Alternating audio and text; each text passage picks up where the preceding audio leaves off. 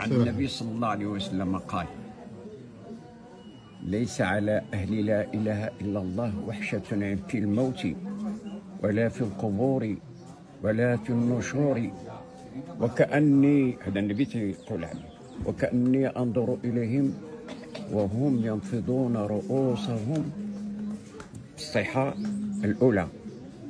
الصيحة الأولى كل شيء تخرج من كينفضوا راسهم بسرعة. قال رسول الله عليه وسلم: وهم يقولون، ماذا يقول؟ الحمد لله الذي أذهب عنا الحزن إن ربي غفور شكور.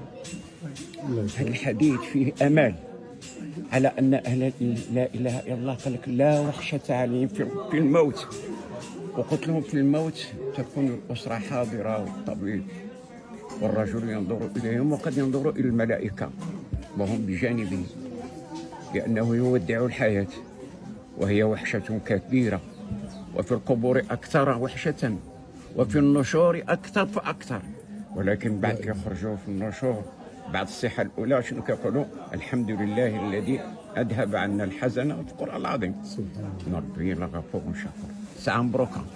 هذا الحديث لا يجازيكم بخير. حتى شي واحد يقولوا، لأنه رواه الطبراني صحيح، ولكن حبيت أنا أبشر به المؤمنين على أن النبي صلى الله عليه وسلم تقول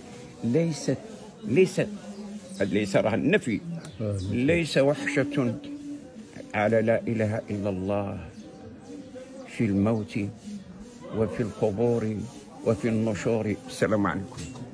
السلام عليكم.